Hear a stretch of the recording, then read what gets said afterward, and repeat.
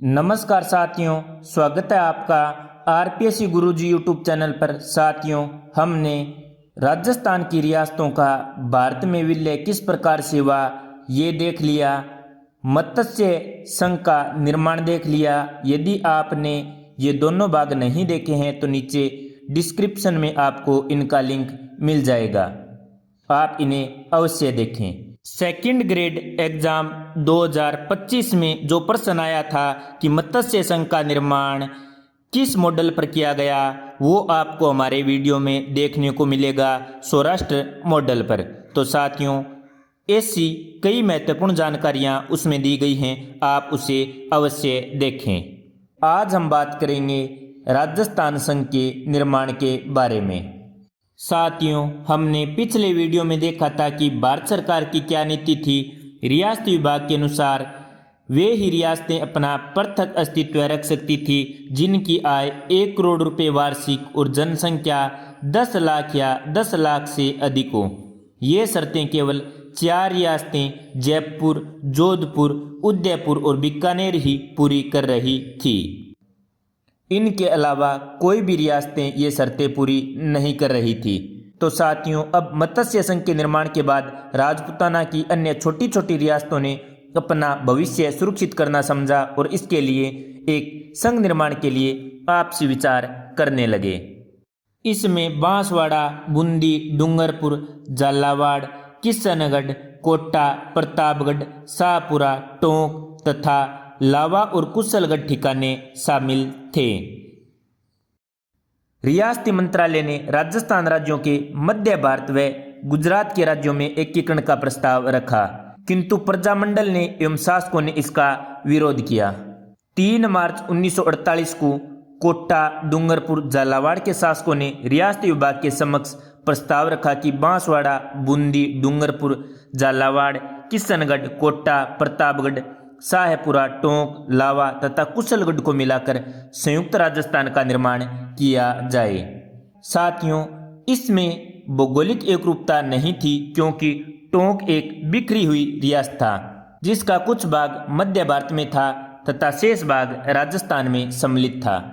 टोंक का जो भाग मालवा में था उसे भविष्य में कभी प्रस्तावित संघ में शामिल किया जाएगा, इस बात पर भी सहमति बन चुकी थी।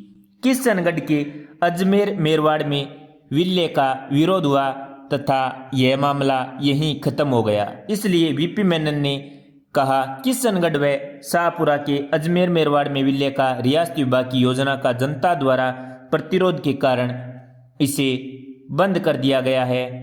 किशनगढ़ को संयुक्त राजस्थान में इकाई के रूप में सम्मिलित कर दिया गया है। इस प्रकार से रियासती विभाग ने संयुक्त राजस्थान संघ के निर्माण की योजना को आगे बढ़ाया। दक्षिण पूर्व राजस्थान की लगभग सभी रियासतें इसमें शामिल थी, केवल उदयपुर को छोड़कर। इन रियासतों का क्षेत्रफल 16,807 वर्ग मील था। जनसंख्या 23,34,220 थी। इनकी वार्षिक आय 1 करोड़ 90 लाख रुपए थी। प्रस्तावित संघ की विधानसभा में 24 निर्वाचित प्रतिनिधि रखने का प्रस्ताव रखा गया। संघ की जनसंख्या के 1 लाख पर 1 सीट का प्रतिनिधित्व देने का प्रावधान रखा गया तथा जागीरदारों को प्रतिनिधित्व देने की भी मांग की गई तथा इस पर तय किया गया कि राज प्रमुख को इस वर्ग से 4 व्यक्तियों को मनोनीत करने का अधिकार होगा। 4 मार्च 1948 को वीपी मेनन की बूंदी, डूंगरपुर, झालावाड़ और कोटा के शासकों के साथ प्रस्तावित संघ के संविधान पर बातचीत हुई। प्रस्तावित संघ में सम्मिलित राज्यों की परिषद कोटा, बूंदी और डूंगरपुर के शासकों का राज प्रमुख, वरिष्ठ उपराज प्रमुख तथा कनिष्ठ उपराज प्रमुख के पद पर चुनाव करेगी। प्रस्तावित संघ के हाड़ौती व बागड़ क्षेत्र के मध्य मेवाड़ राज्य स्थित था। रियासती विभाग के मापदंड के अनुसार मेवाड़ राज्य अपना स्वतंत्र अस्तित्व रखने में सक्षम था, इसलिए उस पर दबाव नहीं डाला जा सकता था।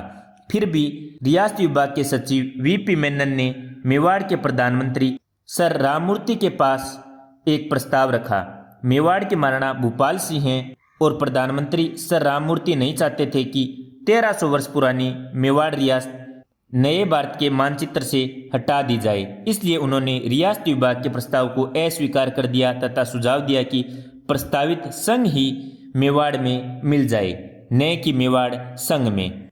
मेवाड़ सरकार के इस रवैये पर मेवाड़ प्रजामंडल ने तीखी प्रतिक्रिया व्यक्त की।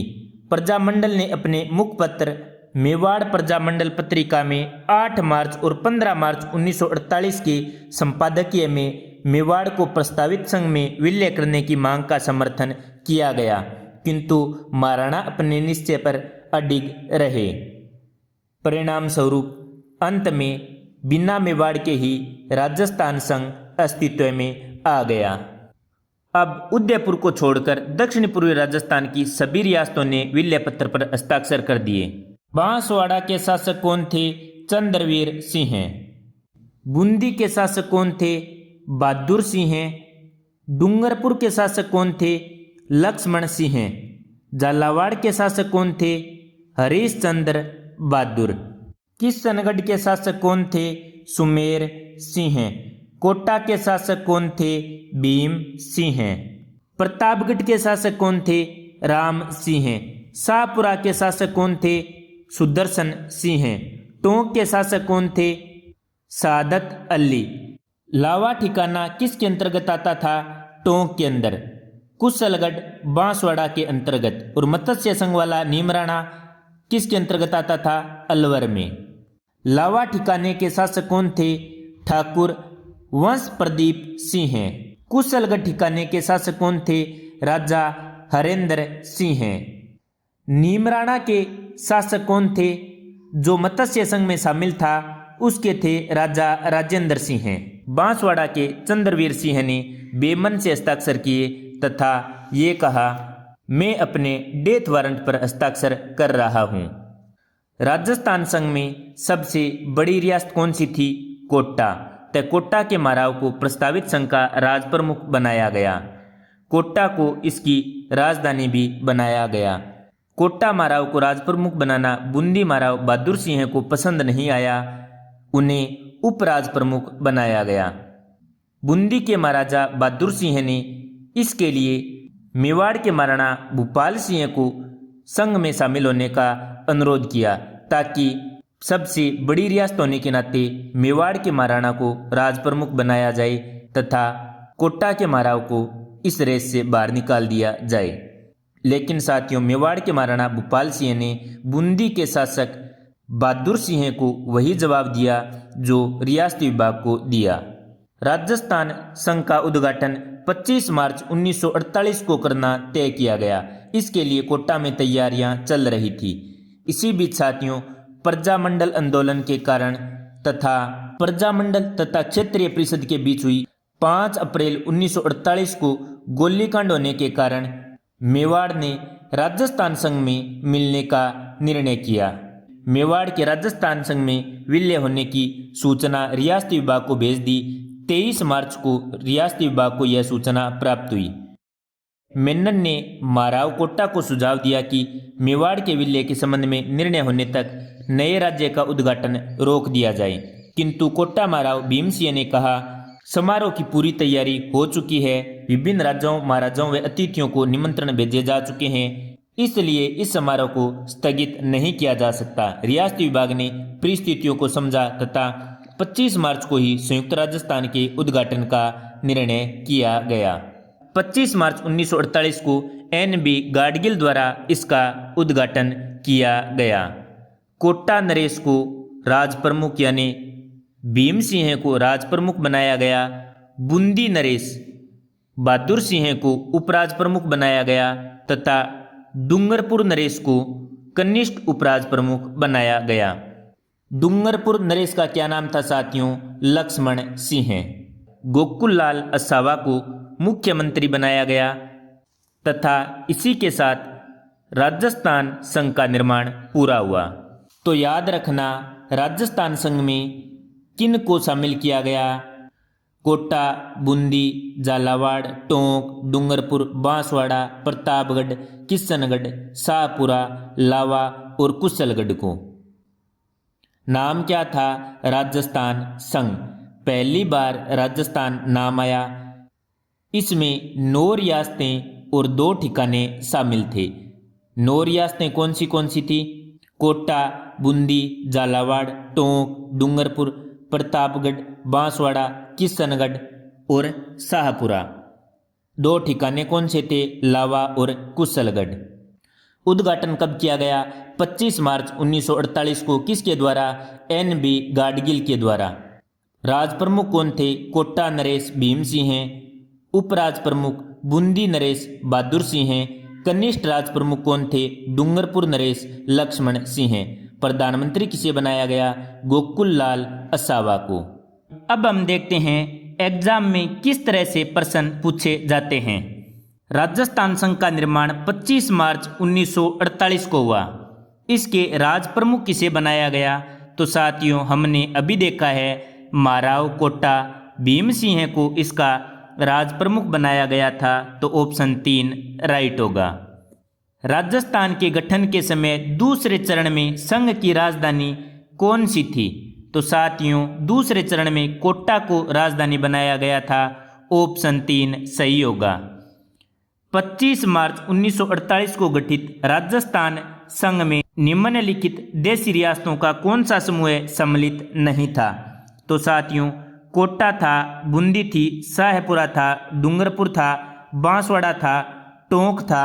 तो साथियों इसमें उदयपुर नहीं था। ऑप्शन 3 राइट होगा। इसमें टोटल 9 रियासतें और 2 ठिकाने शामिल थे। 25 मार्च 1948 को गठित संयुक्त राजस्थान का प्रधानमंत्री किसे बनाया गया? तो साथियों संयुक्त होगा। ऑप्शन 4 गोकुल लाल असावा को। 25 मार्च 1948 को संयुक्त राजस्थान में जिस रियासत का विलय हुआ वह थी? तो साथियों सिरोही नहीं था, भरतपुर नहीं था, अलवर नहीं था। तो संयुक्त होगा। ऑप्शन 3 प्रतापगढ़। पूर्व या संयुक्त राजस्थान का 25 मार्च 1948 को किसने उद्घाटन किया?